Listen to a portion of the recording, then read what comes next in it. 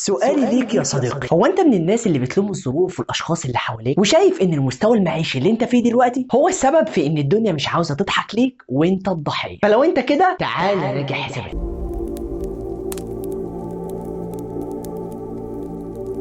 السلام عليكم ورحمة الله وبركاته. أنا إسلام أسامة وأنت تتفرج على قناة فهمني. فكرة القناة إن أنا أقرأ كتاب وأفهمه بحيث إن أنا أوصل لك تجربة أشخاص وصلوا لمكانة معينة وبيحاولوا يسهلوا عليك الطريق. فلو حابب تستفاد اشترك في القناة. هنبدأ سلسلة جديدة عن كتاب أسرار عقل المليونير الكاتب هارفي إيكر. والكاتب ده يا صديقي بيتكلم عن الثروة، ومش شرط إنك تبقى ثري ولكن مكتفي ماليا، بالإضافة إن هو هيغير طريقة تفكيرك وهيعرفك أنت ليه وصلت للي أنت فيه دلوقتي. فيلا حضر كوب قهوة وصلي على النبي وندخل في المفيد. سؤال: هو إيه الفرق ما بين عقلك الواعي وعقلك اللاواعي؟ انا عارف ان السؤال غريب شويه، بس عايزك تجيب ورقه وقلم وتوقف الفيديو وتجاوب، وما تكسلش. هديك دقيقتين وارجع لك تاني.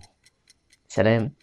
انا عارف ان انت اهتميت وكتبت، فشوف بقى اللي انا هقوله متوافق مع اللي انت كتبته ولا لا. بص، عقلك الواعي هو اللي بيخزن المعلومات لفتره قصيره وما ينفعش تعتمد عليه، فمع تكرار المعلومات دي اكتر من مره هتبدا تنتقل من عقلك الواعي لعقلك اللاواعي. ما فهمتش حاجه. بص، لو جيت سوقت عربيه او موتوسيكل او عجله لاول مره هتلاقيك مرتبك ودماغك بتشتغل في كل حته، بس مع التكرار مره في مره هتلاقيك بتسوق العربيه او غيرها وانت مشغول وبتتكلم في التليفون. طب واحد يسالني هل في كل حاجه في حياتنا بيحصل كده؟ هقول لك اصل وانت بتسوق العربيه واحد طلع قدامك مره واحده لا قدر الله، مش محتاج العقل الواعي ان هو لسه يفكر ويحلل الموقف وياخد قرار عشان يضرب فرامل. لا، انت في ثانيه محتاج تاخد القرار ده، وده اللي مسؤول عليه العقل اللاواعي. فعشان كده لو حابب تسيطر على حياتك وتغيرها للافضل لازم تراجع حساباتك وتشوف انت مخزن وبتخزن ايه في عقلك اللاواعي، لانه هو السبب في اللي انت فيه دلوقتي. فبيقول لك هارف: لو انت ما قدرتش تخلي عقلك اللاواعي مخطط مالي يوصلك للنجاح فكل اللي انت هتتعلمه او هتعمله مش هيحقق هدف. يعني واحد بيشوف اهله بيصرفوا، كل مبلغ يدخل لهم بيصرفوه، بعيدا طبعا عن الحاله الماديه لكل واحد فينا، فهتلاقي ان عندهم حب استهلاك وقروض وغيره، فبيطلع الشخص ده بيحب الصرف والاستهلاك زيه، الا بقى لو هو عاد حساباته وغير من نفسه. وده مش بيجي في يوم وليله برضه عشان تبقى عارف، ده بيجي مع التكرار واحده واحده. وده يلفت نظرنا لنقطة مهمة، وهو اللي احنا اتعلمناه في طفولتنا هو السبب في اللي احنا فيه دلوقتي. وهأكد لك كلام، مش ممكن تشوف شخصين بيتعلموا نفس العلام وعندهم نفس المحاضر وبياخدوا نفس المعلومات وتلاقي واحد فيهم نجح والتاني لسه زي ما هو. طب هنروح بعيد ليه؟ مش بتشوف اتنين موظفين شغالين في نفس المكان ونفس الشغلانة وتلاقي واحد شغل دماغه وفتح مشروع وربنا كرمه والتاني لسه زي ما هو ما عملش اي حاجة؟ انا مش بلوم، ممكن ربنا كرمه بشغله ووسع عليه، بس اللي بتكلم عليه ان النتائج ديت وراها اقتناعات ومبادئ اكتسبها فغيرت حياته. فبيقول لك هارف: عاوز تنتقل لمستوى افضل في الحياه لازم تكون مستعد انك تتخلى عن طريقه تفكيرك القديمه وتتبنى طرق جديده تغير بيها تفكيرك.